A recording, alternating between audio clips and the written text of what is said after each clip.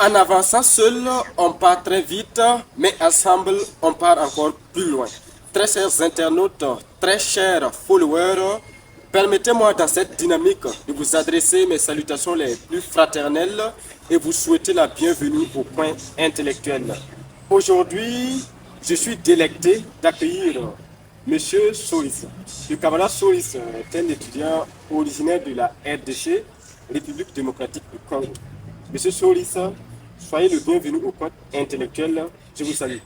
Merci beaucoup, M. Patrice, de m'avoir accordé la parole. Moi également, je vous salue. Oui, j'espère que vous allez bien. Ouais, je vais très bien. Ah d'accord, Dieu merci. Alors, aujourd'hui, deux amis se retrouvent pour aborder un sujet qui touche en profondeur les relations humaines. L'amitié entre les hommes. Un intérêt mutuel ou un attachement naturel? Telle est notre question.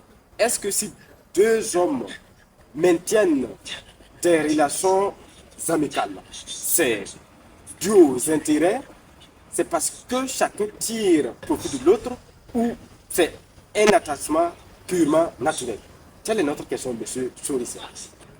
Voilà, merci pour la parole accordée.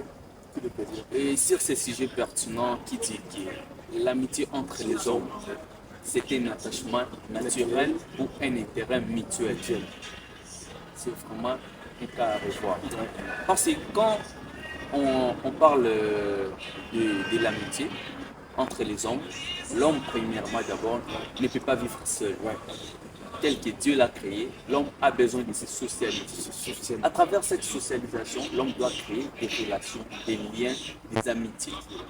Maintenant, parmi ces amitiés, parmi ces liens-là, il y aura toujours des différences. Et comme nous a dit sur notre sujet, l'amitié entre les hommes. Bon, ici, homme, je tiens à préciser, homme, c'est avec grand H, homme en général, l'être humain. Donc, l'amitié entre les humains. Voilà. Ok, merci. Donc, je commence par le premier point, c'est un attachement naturel. Parce qu'il y a certaines amitiés qui se créent naturellement.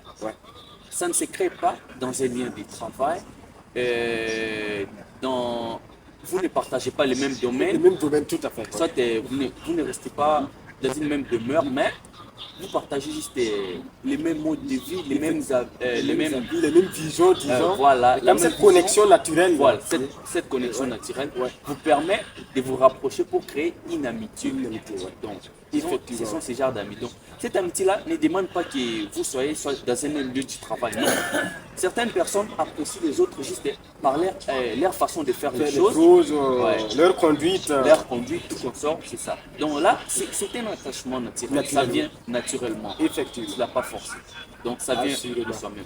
Et quand, d'une autre part, quand on parle de l'intérêt mutuel, je dirais que ce genre d'amitié, c'est comme ça se crée dans des lieux de travaux ou dans des domaines. Vous partagez les mêmes domaines avec quelqu'un. Par exemple, moi, je suis footballeur, j'aime trop jouer au foot. Avec mes coéquipiers, je peux intégrer une nouvelle équipe, soit un nouveau club. Je connais personne là-bas. Mais à chaque fois qu'on fait les entraînements ensemble, on joue ensemble, on partage des trucs ensemble, il y aura forcément une amitié qui va se créer. Comment? Parce qu'aujourd'hui on se voit, peut-être on n'a pas l'habitude de se saluer, on se salue.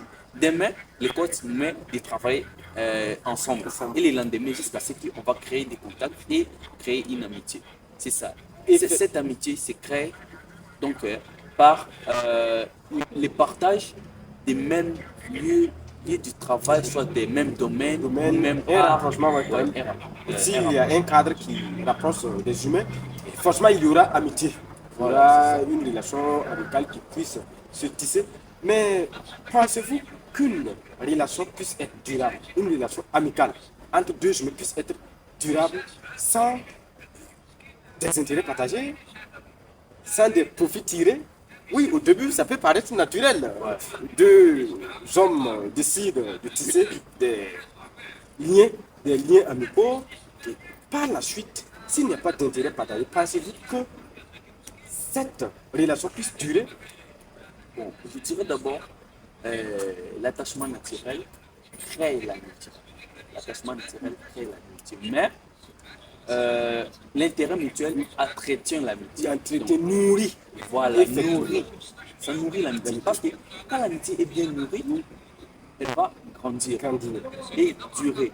Donc, les amitiés durables, ce sont les amitiés où il y a des bonnes attentes, des compréhensions, des mêmes partages, des valeurs, des respects, De vision. des visions. Voilà. Et c'est là maintenant que l'intérêt rentre en jeu. Voilà, c'est ça. Mais parce que moi, je ne peux pas accepter de rester dans une amitié où l'intérêt n'est pas réciproque. Je sers, mais je ne suis pas servi. Là, cette amitié ne peut pas durer. Même si c'est l'attachement naturel qui nous a réunis. Puisque qui aime a besoin d'être aimé. Voilà, c'est ça. Effectivement, comme on aime le dire. Donc, c'est ça. Ça veut dire que l'amitié, c'est naturel. Mais pour entretenir cette amitié, il nous faut des intérêts partagés. Voilà, c'est ça. Eh bien, telle est notre fameuse conclusion. L'amitié entre les hommes se crée naturellement, mais pour que cette amitié puisse perdurer, puisse durer dans le temps, il faut des intérêts partagés. Alors, et quel est votre mot de fin à l'égard de ce sujet et à l'égard de très chers internautes? Bon, à l'égard de ces sujets pertinents, les mots que je m'aimerais adresser à nos chers followers, quand on parle d'amitié, c'est que l'amitié, ça doit être une chose réciproque. Parce que quand tu t'investis dans une chose, tu dois t'attendre aussi à recevoir quelque chose. Tu donnes, tu sers pour être servi. Tu nourris pour être nourri. Mais ce n'est pas l'hypocrisie qui gère. L'hypocrisie n'est garantie dans des relations amicales. Effectivement. Donc, tu me risques de passer un message de conclusion qui est aimons-nous les uns les autres, entretenons nos relations amicales, aimons ceux qui nous aiment, entretenons ceux qui nous entretiennent convenablement.